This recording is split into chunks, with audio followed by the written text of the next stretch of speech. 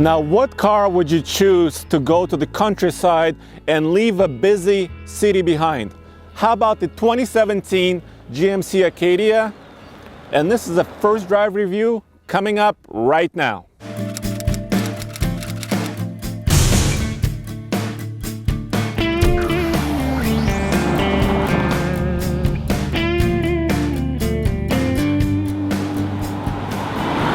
GMC is doing something different with the 2017 Acadia. They actually made this model smaller in size, while every other car seems to be growing. And this is for a couple of reasons. They wanted to make the car more manageable in the city and also lighter weight for better fuel efficiency and also fun to drive. Now, a quick disclaimer, GMC invited me to Virginia to drive the all-new Acadia. And what you see here are pre-production units. That means some of the interior fit and finish may not be all the way to production standards, but the drivetrain and the way the vehicle feels on the road is what would you expect with a production car.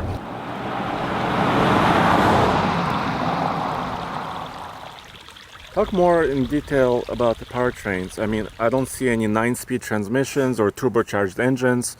It seems like a more traditional system. Okay, well, the V6 is actually an all-new V6 engine, right? It's one of, it was awarded one of Ward's top 10 best powertrains. We use it in a lot of the Cadillac, ATS, CTS, XTS.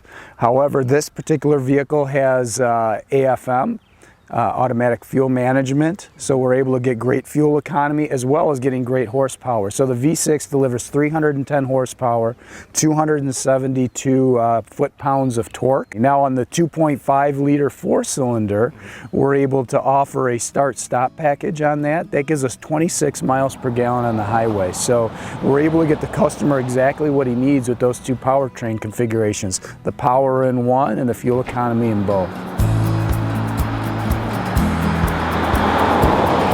This is an all-wheel drive model, and it gets 18 miles per gallon city and 25 on the highway. GMC spent a lot of time and effort to get as much weight out of the vehicle as possible. They used high-strength steels in the structure. They removed weight from the interior as well, up to 700 pounds of weight savings. And this V6 feels really strong.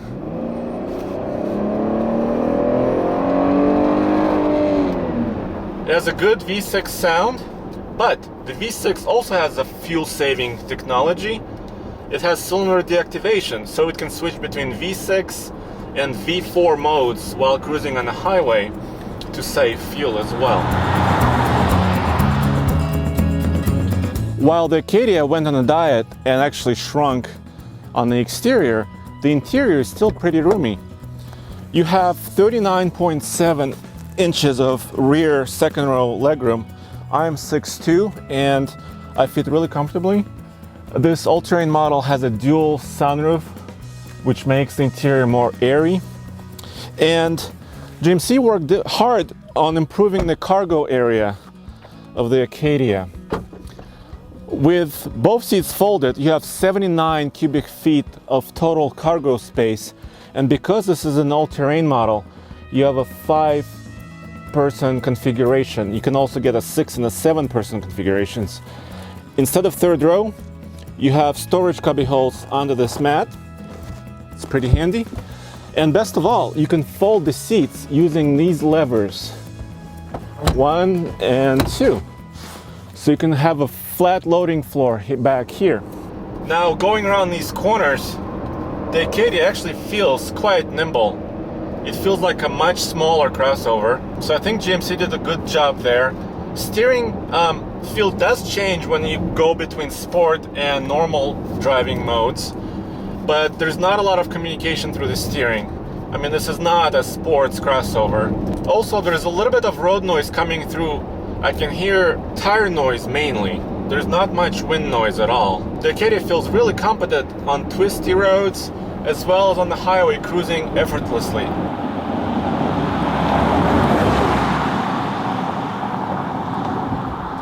We're able to take a lot of the styling cues. There's a lot of very specific GMC from the grille to the wraparound headlights. You know, we're 2 inches longer than the Toyota Highlander and we're 200 pounds lighter. So a fantastic mass story. And I think that really comes through when you drive the vehicle.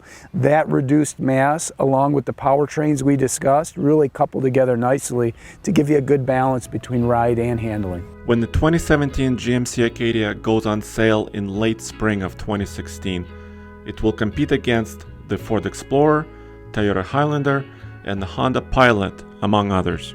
The Acadia starts at $29,995 for the front-wheel drive SL model with the 4-cylinder engine. Paul, we're here doing a little bit of off-roading, yes. Right? So it's a kind of a two-track, right? There's no boulders. We're not doing rock crawling or climbing. I'm in the off-road mode, correct? You are. There's a mode select which allows you to pick whatever type of terrain you're going to be going on. This is of course off-road, and this will allow us to fully utilize our twin clutch all-wheel drive system, which will automatically transfer the forces where required.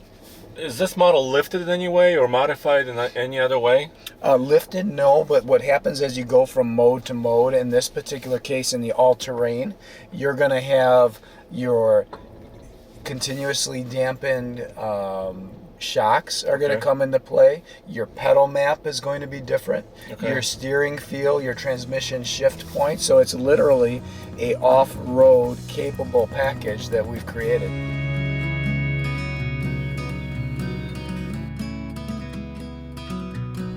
GMC is introducing a new application environment with the 2017 Acadia. This screen right here may look familiar to you, but they're adding more options and also ways to update and customize your application. This handy app called Glimpse allows you to share location of your vehicle with a contact of your choosing via text. There's also Shop at Your Service Concierge and Weather Channel. GMC also has a unique feature called Rear Seat Reminder. If you use the rear doors, when you get out of your vehicle again, it'll chime and remind you to check the back seat. And you can disable that feature if you want. Something else that's unique, the existing older generation Acadia is going to be sold alongside for a while, right? For a short period of time, we will continue to carry a well-equipped one model. And so that's just a transition from the old to the new style.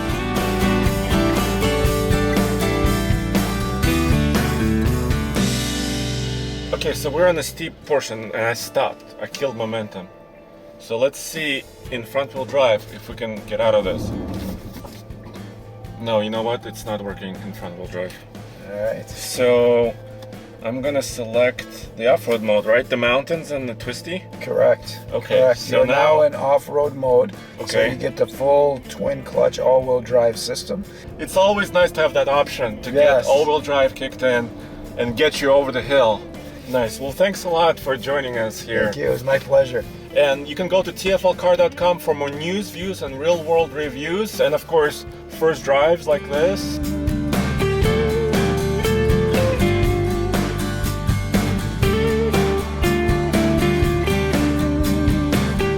We've got snow, we've got mud, and we've got rocks. So let's see how this 2016 Jeep Grand Cherokee does on our Gold Mine Hill Challenge. This Grand Cherokee also has Jeep's Quadra-Track 2 system, which is just a fancy name for a fully automated four-wheel drive system, and it has 5 different drive modes. It's got auto, and then snow, sand, mud, and the most extreme, which is rock, that can only be used when you're in four-wheel low. Hopefully we don't need that today.